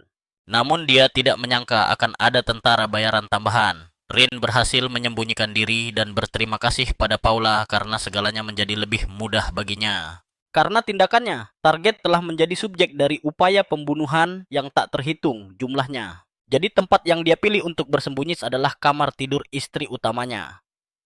Sang istri sangat marah padanya karena memiliki selir, dan karena telah menarik para asasin. Dia bersikeras bahwa bukan dia yang membawa para asasin dan ruangan itu sudah dilengkapi sepenuhnya dengan perangkat keamanan. Rin mendengar percakapan itu dari atap dan memutuskan untuk mengalahkan 5 prajurit biasa di sekitarnya agar dia bisa mencoba menerobos dari depan. Sementara itu, istri Alok mengancamnya dengan pisau. Dia merasa dikhianati oleh perselingkuhannya dan karena mengambil uang keluarga. Dia mencoba menjelaskan bahwa dana bisnisnya tidak mencukupi, tapi dia tahu suaminya menggunakan uang itu untuk membeli hadiah bagi sang selir. Tanpa ragu dia menikam jantungnya lalu menangis histeris saat menyadari apa yang telah dilakukannya. Rin menyaksikan target mati di tangan istrinya dan menjadi bingung, tidak yakin apakah misinya berhasil atau gagal. Dia tiba-tiba teringat Ryun dan menyadari bahwa dia tidak melihatnya sama sekali. Dia kembali untuk melaporkan kegagalannya, menyatakan bahwa target dibunuh oleh istrinya dan bukan olehnya. Dia terkejut melihat Ryun sudah kembali. Bertanya-tanya apakah dia benar-benar pergi ke mansion itu. Paula juga kembali dengan selamat, dia berhasil kabur. Ketika para tentara bayaran mulai berkelahi satu sama lain, Duns mengumumkan bahwa komisi itu tidak gagal karena Reun berhasil. Kedua kontestan berdiri tertegun saat Duns menjelaskan bahwa Reun telah mengendalikan sang istri dan memanfaatkannya untuk membunuh suaminya dengan skillnya. Lalu Duns meminta penjelasan, dan Reun menjelaskan dengan ekspresi kesal. Dia mengatakan bahwa solusinya terletak di antara target dan istri utamanya dengan memanfaatkan urusan internal sang target. Membuat para kontestan berpikir bahwa mungkin kepala cabang telah memberinya informasi khusus tentang target. Tapi Reun mengatakan bahwa mengumpulkan informasi tentangnya yang merupakan seorang pedagang yang cukup terkenal bukanlah tugas yang sulit untuk dilakukan. Dan menurut informasi Rin, Alok adalah seorang distributor minuman keras dan telah membawa seorang selir baru. Sementara kedua kontestan sibuk mengumpulkan informasi mereka, Reun sudah menyelesaikan penyelidikannya dan mulai bergerak sesuai dengan rencana yang telah dia siapkan sebelumnya. Paula bertanya-tanya bagaimana dia bisa menyelesaikan penyelidikan. Bahkan sebelum dia tahu siapa targetnya, Reun mengungkapkan bahwa target bukanlah satu-satunya orang yang dia selidiki. Semua orang di kota yang memiliki rumor buruk atau risiko pembunuhan sudah dia selidiki sebelumnya. Dia sudah mulai mendekati para pedagang di kota yang mengetahui rumor-rumor tersebut dan karena dia telah menyelesaikan pelatihan dalam 2 bulan. Dia bisa mempersiapkan pembunuhan untuk setiap target yang memungkinkan. Dia mempersiapkan segalanya sebelumnya. Tidak peduli siapapun yang akhirnya menjadi target. Itu seperti mempelajari seluruh buku untuk ujian kecil, jadi saat dia sedang menyelidiki. Dia mengetahui bahwa seseorang menyimpan dendam mendalam terhadap Alok, yaitu istri utamanya Kelly. Dia menghubunginya saat wanita itu terus-menerus dianiaya oleh suaminya dan dia memberitahunya sebuah solusi untuk secara diam-diam menyewa guild pembunuh. Saat sang target terus mengabaikan istrinya dan membawa selir-selir, dia juga terus menjalankan bisnisnya menggunakan uang keluarga istrinya. Kelly cukup membencinya untuk membunuhnya, tapi dia tidak ingin suaminya mati. Jadi dia memberitahunya bahwa jika dia menyewa tentara bayaran tambahan dan memperkuat keamanan, suaminya hanya akan ketakutan dan tetap aman. Jadi di saat-saat terakhir ketika suaminya lari ke kamar tidur, istrinya Reun sudah menyarankan kepadanya agar dia memfitnah keributan pembunuhan itu sebagai rencana dari selir dan kekasihnya. Dan suaminya kemudian akan sadar lalu kembali padanya. Kelly sedang mabuk dan dia menerima rencana itu. Dan dia mengakui bahwa segalanya akan berjalan sesuai keinginannya jika semuanya hanya berjalan sampai di titik itu. Tapi tepat sebelum rencana pembunuhan itu terjadi, dia juga memberinya beberapa informasi lagi. Suaminya telah menghabiskan semua uang yang dia ambil dari keluarganya dengan dalih untuk dana bisnis. Pada dasarnya tes itu sudah direncanakan sebelumnya, dan dia dengan cerdik membelokkannya untuk keuntungannya. Duns masih bingung tentang bagaimana seorang wanita biasa bisa menikam suaminya sampai mati. Reun menjelaskan bahwa alkohol yang dikirimkan dicampur dengan ramuan yang dia buat dengan alkimia. Karena akan berbahaya jika ada korban jiwa, jadi dia mencampurkan beberapa obat ke dalam air yang juga diminum oleh para tentara bayaran. Obat itu kebetulan aktif pada waktu yang tepat. Obat itu memiliki efek mengaburkan penilaian untuk sementara waktu dan membuat seseorang mudah marah. Paula menyadari bahwa para tentara bayaran yang saling berkelahi disebabkan oleh obat yang dia ciptakan. Jadi sederhananya, semuanya berjalan sesuai dengan apa yang dia rencanakan dan informasi yang dia bocorkan. Ditambah dengan efek obat itu membuat Kelly semakin marah sampai-sampai dia membunuhnya. Lalu Dun memberinya selamat karena telah menyelesaikan ujian. Ryun juga memberitahu Dun bahwa dia akan menerima biaya komisi dan biaya tambahan dari Kelly karena Kelly tiba-tiba menjadi seorang pembunuh, tapi tetap saja faktanya ada pembunuh bayaran yang menyusup. Hanya mereka yang tahu bahwa Kelly yang membunuhnya dan bukan seorang pembunuh bayaran, dan dia akan membayar berapapun. Untuk menutupi kejahatan yang baru saja dia lakukan, mereka semua tercengang mengingat betapa tingginya levelnya. Karena pekerjaannya sangat rapi dan mengagumkan, Dun menyuruh kedua kontestan lainnya kembali, tapi menghentikan Ryun. Dia mengkonfrontasinya tentang apa yang telah dia lakukan. Mengatakan bahwa sang istri sekarang harus hidup dengan rasa bersalah karena telah membunuh suaminya seumur hidupnya. Dan ada sesuatu yang tidak pernah Ryun pertimbangkan, guild mereka menciptakan pembunuh bayaran, bukan monster. Ryun dengan tenang menjelaskan bahwa dia memandangnya sebagai wanita biasa sampai dia menyadari bahwa Kelly biasa membunuh semua wanita simpanan suaminya. Bahkan Alok telah menghancurkan banyak nyawa karena obat-obatannya, pinjaman, dan menjalankan sarang perjudian di balik bisnisnya. Kelly bisa menyembunyikan semua pembunuhannya berkat kekuatan keluarganya. Dan suaminya sudah muak dengannya, tapi dia tetap tidak berhenti mencari wanita simpanan lain meskipun dia tahu bahwa setiap dari mereka akan dibunuh. Pada akhirnya, keluarga para wanita simpanan itu masih mencari mereka. Tapi kekuatan Kelly dengan mudah menutupi kejahatannya. Detail semacam ini biasanya tidak terungkap selama penyelidikan. Dan bagaimanapun juga, ini adalah permintaan pembunuhan untuk sebuah kasus uji coba, bahkan jika dia tidak ingin suaminya mati. Guild yang menerima permintaan hanya bisa menerima pembayaran penuh jika targetnya mati. Lalu Ryun mempertanyakan apakah perasaan atau keadaan klien itu penting dalam sebuah upaya pembunuhan karena semua yang mereka lakukan adalah demi uang. Dia juga mengatakan bahwa Kelly tidak pernah bilang dia tidak mau membunuh suaminya dengan tangannya sendiri. Sebaliknya dia mencoba menggunakan permintaan pembunuhan itu, dan permintaan itu diselesaikan dengan cara mereka sendiri, bahkan jika konsekuensinya adalah dia hidup seumur hidupnya dengan rasa bersalah karena membunuh suaminya itu bukan urusan mereka. Dun bertanya-tanya apakah hati nurani tidak diperlukan bagi pembunuh bayaran, dan Ryun mengatakan bahwa jika mereka ingin mempertahankan kemanusiaan mereka, mereka harus mengembangkan kekuatan mereka dan mengubah segalanya dari akarnya. Tidak peduli seberapa banyak mereka mencari hati nurani, saat menerima permintaan pembunuhan tidak ada yang bisa diubah. Lalu dia pergi. Sapphire memberi selamat pada jagoan kita karena lulus ujian dan mengumumkan bahwa dia sekarang adalah anggota guild resmi dan seorang pembunuh bayaran tingkat 5. Begitu dia mengumumkannya, levelnya naik. Sistemnya memberitahunya bahwa dia telah mendapatkan rasa hormat dari Philips dan Pala dan telah memenuhi ekspektasi Dun. Sapphire memberitahunya bahwa dia sekarang bisa menerima permintaan resmi dari guild dan dia juga bisa mengajukan promosi jika dia memenuhi syarat. Dia tidak menyangka Ryun akan langsung mengajukan promosi, tapi Ryun memotongnya dan mulai menyebutkan semua syarat untuk promosi.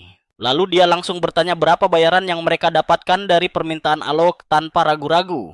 Dan Sapphire merasa sedikit tertekan. Dia akhirnya memberitahunya bahwa uang mukanya adalah 10 emas.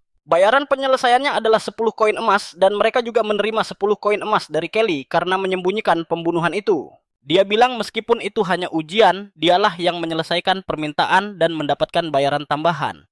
Dan karena syarat promosinya adalah 30 koin emas untuk satu permintaan, dia telah memenuhi persyaratan untuk promosi.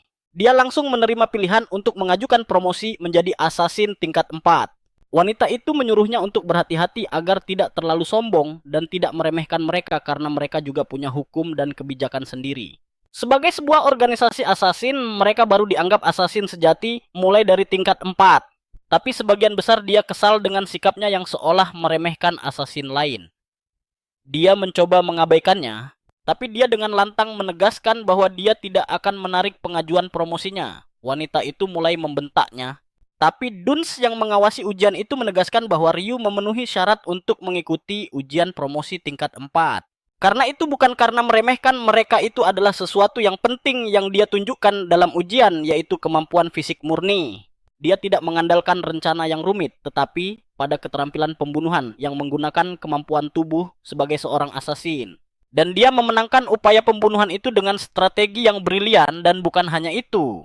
Tapi mereka juga bisa menggunakan kesempatan ini untuk mengukur tingkat keahlian Ryu, atau mereka bisa memberinya pelajaran yang tidak akan pernah dia lupakan. Sapphire teringat kembali pada permainan kejar-kejaran itu.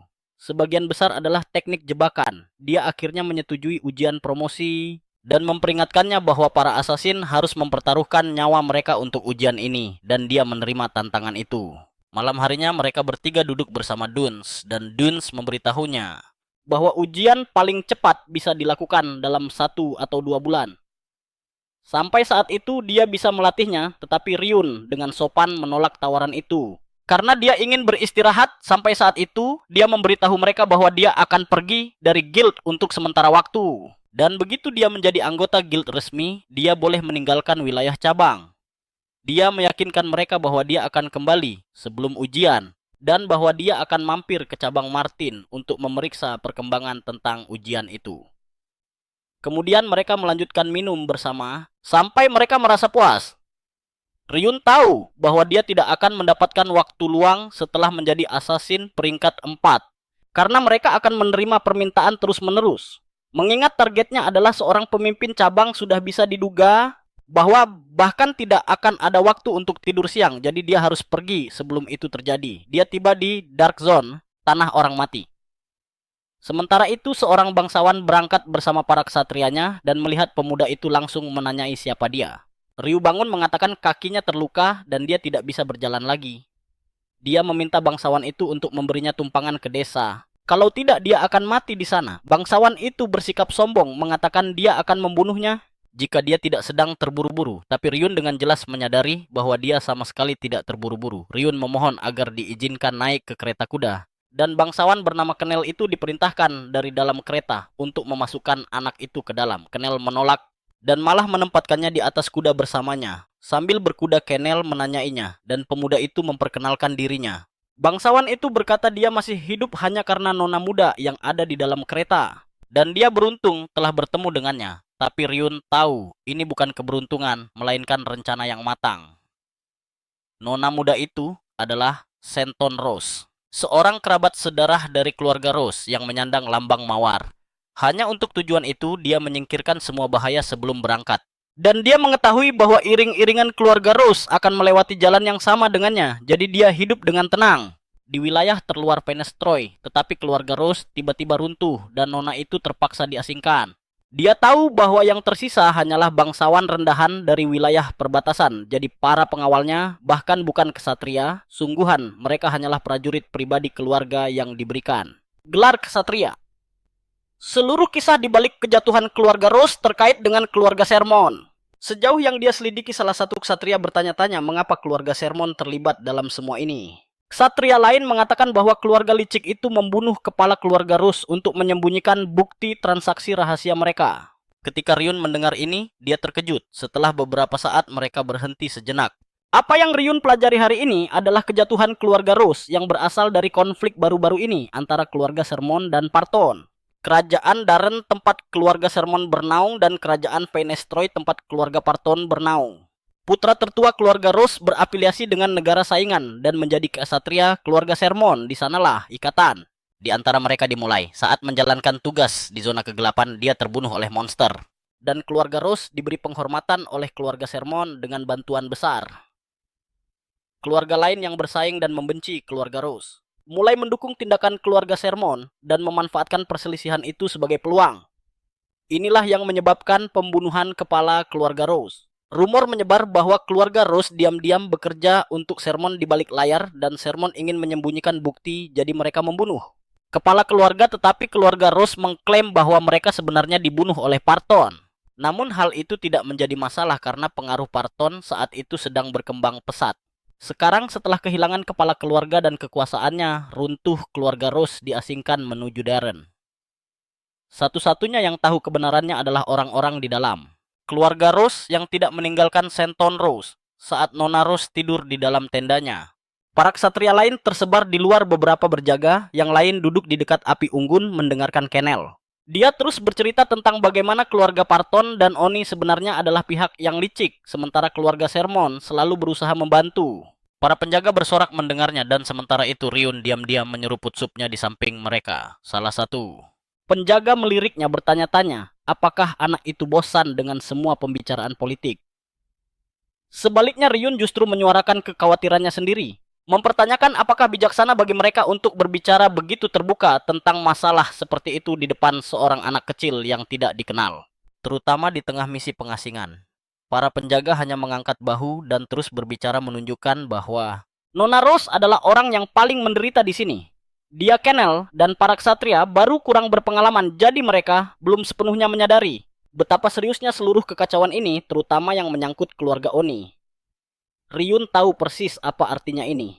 Kepala keluarga Oni adalah seorang hidung belang kelas kakap yang telah menerima banyak permintaan pembunuhan untuknya. Digil permintaan yang secara pribadi ditolak oleh Riun karena rasio risiko dan imbalannya sangat buruk. Meskipun gaya hidupnya menjijikan, pria itu sangat berhati-hati dengan keamanannya sendiri. Dan jika orang separanoid itu mengincar Nona Rose, maka berkemah di tempat terbuka seperti ini adalah kegilaan murni. Tepat saat itu, Riun menangkap pergerakan dalam kegelapan sebuah lompatan cepat di belakang mereka di pepohonan. Menyadari ada penguntit yang sudah mengikuti mereka, dia memutuskan untuk tidak mengambil risiko, memperingatkan siapapun dengan menyerang. Sebaliknya dia menyelinap ke dalam bayang-bayang dan mulai menggali perangkap untuk memperlambat siapapun yang melacak mereka. Pada saat dia kembali ke perkemahan, para penjaga menatapnya dengan bingung, bertanya-tanya mengapa dia tiba-tiba penuh dengan tanah. Dia berpura-pura tidak tahu. Dia sudah menyiapkan cukup banyak perangkap untuk menahan pengejar untuk sementara waktu.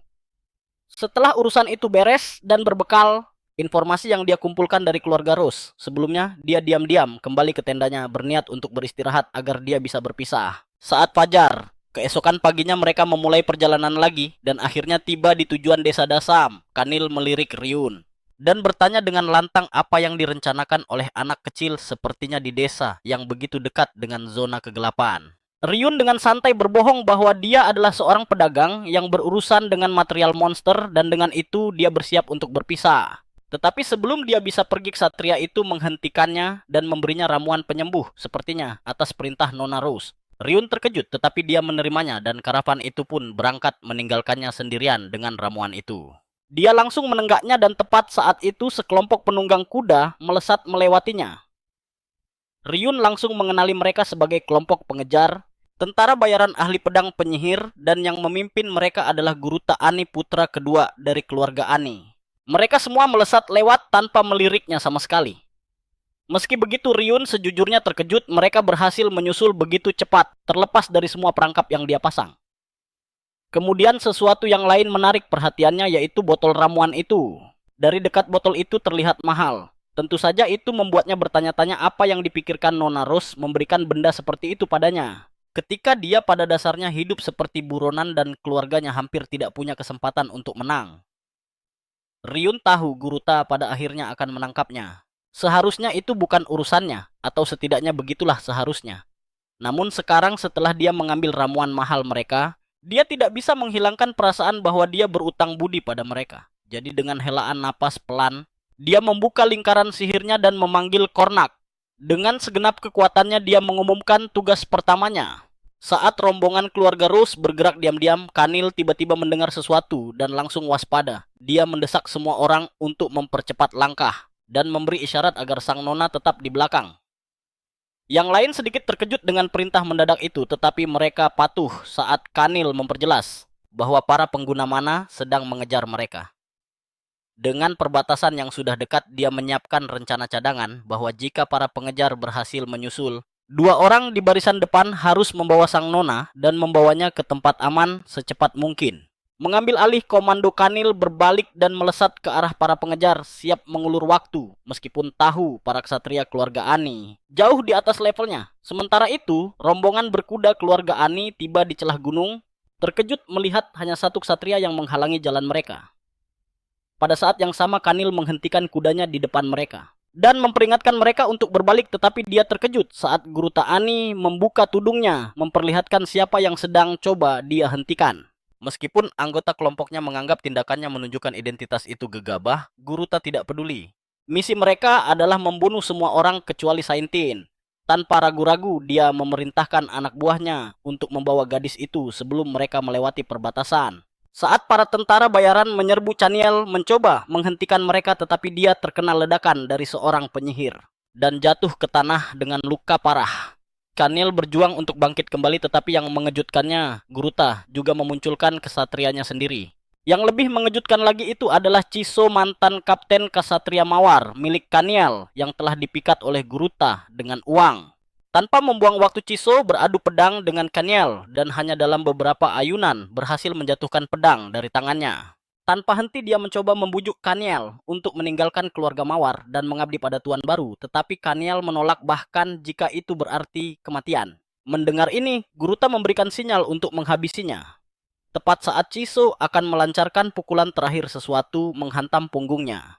Ternyata itu adalah api hijau dari Korna yang datang untuk menyelamatkan. Tanpa jeda, dia melanjutkannya dengan beberapa ledakan yang membunuh Chiso dalam sekejap, meskipun Guruta dilindungi oleh penyihirnya tepat pada waktunya. Sementara itu, di dekat perbatasan, rombongan berkuda keluarga Mawar menjadi kacau balau dengan kereta kuda yang hancur total. Hanya dua ksatria yang tersisa untuk mempertahankan Nona Mawar dengan sekuat tenaga, sementara dua tentara bayaran Oni mengejek mereka karena begitu mudah dikalahkan. Saat situasi semakin genting, Nona Mawar sendiri keluar dari kereta tenang namun tegas. Dia memerintahkan anak buahnya untuk menurunkan senjata mereka lalu menodongkan pisau ke lehernya sendiri. Dia menuntut agar para tentara bayaran Oni membawanya jika mereka mau, tetapi memperingatkan bahwa mereka harus mengampuni anak buahnya atau dia akan bunuh diri. Yang jelas bertentangan dengan niat majikan mereka. Namun yang mengejutkannya, tentara bayaran itu menyeringai bahwa selama dia belum sampai di Daren, dia bukanlah seorang bangsawan ataupun sesuatu yang berharga. Sesaat kemudian, salah satu tentara bayaran melesat ke belakangnya dan merebut pisaunya, siap untuk menunjukkan padanya apa artinya melawan seorang pengguna mana. Melihat ini, Ksatria keluarga Mawar mencoba membalas, tetapi sebelum dia bisa bertindak, Ryun muncul dalam sekejap dan melancarkan tendangan kuat tepat ke wajah tentara bayaran itu. Tentara bayaran yang tersisa awalnya terkejut dengan kemunculan tiba-tiba Ryun, bahkan lebih terperangah ketika Ryun mengungkapkan bahwa dia adalah seorang pembunuh bayaran Martin yang datang dengan persiapan uang muka berupa sup dan ramuan. Menyadari keuntungannya, Nona Mawar dengan cepat memahami situasinya dan menawarkan 30 koin emas untuk membereskan semua orang. Namun bagi Ryun ini terlalu sedikit karena dia bersedia mengambil 30 koin emas itu hanya untuk tentara bayaran pertama, tetapi masih ada putra kedua dari keluarga Ani, komandan Ksatria, dan seorang penyihir yang tersisa. Memahami taruhannya, Nona Mawar tahu bahwa jika dia tidak bertindak cepat dan mempekerjakannya, misi pengasingan mereka akan gagal dan keluarga Mawar bisa jatuh. Dalam keadaan cemas, dia setuju untuk memberikan semua yang Ryun minta, dan dia dengan senang hati menerimanya. Dengan begitu, dia melompat ke udara dalam sekejap mata dan menyerang tentara bayaran itu, yang ragu-ragu mempertanyakan apakah Ryun yang telah mengungkapkan identitasnya adalah seorang pembunuh bayaran sejati. Ryun menyiapkan serangannya dan dengan satu ayunan mengalahkan tentara bayaran pertama, menunjukkan bahwa dia tidak membuat kesalahan, bahkan cukup percaya diri untuk mengungkapkan identitas aslinya. Maka penaklukan pertama di Martin dimulai untuk Ryun dengan harga segalanya. Sementara Ryun menikmati momen kemenangannya, tentara bayaran yang jatuh itu bangkit tertawa seperti orang gila, mengklaim bahwa mereka tidak akan terkalahkan dengan begitu mudah. Sebelum Ryuen bisa berbalik, tentara bayaran yang pertama kali dia jatuhkan mengayunkan pedangnya ke arahnya di tengah serangan. Namun Ryuen dengan mudah menghindar, membuat mereka sadar bahwa mereka tidak bisa lengah melawan seorang pembunuh bayaran Martin. Bereaksi, seketika kedua tentara bayaran itu melancarkan serangan serempak menggunakan ilmu pedang, bertukar posisi untuk menyerang Ryuen pada saat yang bersamaan. Sebagai tanggapan, Ryuen mengaktifkan kontrol tubuh dan akselerasinya. muncul di sekitar mereka dalam sekejap mata. Hal ini benar-benar membingungkan duo itu yang mulai mencurigai adanya ilusi. Karena mereka gagal mendaratkan satu serangan pun. Untuk saat ini, mereka memutuskan untuk menunggu waktu yang tepat untuk menyerang balik bersama-sama. Tapi mereka tidak tahu semuanya sudah terlambat. Riwen muncul di depan para pria itu, mengungkapkan bahwa dia telah memberikan kutukan fisik dan kutukan lainnya pada mereka sebelum mereka bisa bereaksi. Dan saat mereka mulai melemah, Riwen menebas mereka dari dalam keluar, menjatuhkan mereka dalam cipratan darah yang brutal. Saat matahari terbit, semua orang berkumpul merawat yang terluka dan membangun kembali kereta. Sekitar waktu yang sama, Kenel tiba. Saat dia melangkah masuk, kekhawatiran pertamanya adalah keselamatan semua orang. Melihatnya, Lady Rose merasa lega dan mulai menangis, sementara Riwen diam-diam tahu itu semua berkat dirinya. Karena penasaran, para penjaga bertanya-tanya apakah Kenel mengalahkan semua pengejar sendirian. Tetapi Ksatria itu mengungkapkan bahwa dia menerima bantuan dari seorang penyihir yang muncul entah dari mana. Dengan bantuan itu mereka berhasil menangkap Garuda dan mengalahkan ksatria pengkhianat itu. Saat mereka membahas tentang penyihir itu, Cornak sendiri tiba menanggapi sinyal lingkaran sihir Riwen. Dia menjatuhkan Garuda yang terluka dan babak belur karena mantra. Melihat Riwen, Kenel mengenalinya sebagai anak yang dia bantu sebelumnya. Tetapi yang mengejutkannya, Lady Rose mengungkapkan bahwa dia adalah seorang pembunuh bayaran dari Martin. Mengingat pertarungan itu, Kenel menyadari bahwa kehadirannya mungkin menjelaskan bagaimana penyihir itu bisa mengalahkan musuh dengan begitu mudah saat dia sedang bertarung. Mendengar bahwa dia berasal dari Martin, Garuda dengan cepat mencoba menyelamatkan dirinya, menawarkan untuk membayar 3 kali lipat agar dilepaskan karena tahu bahwa bagi seorang pembunuh bayaran, imbalan lebih penting daripada orangnya. Namun yang mengejutkan, semua orang Riwen menjadi kesal dan menggunakan mantranya untuk memotong Garuda menjadi 2 bagian karena terlalu banyak bicara.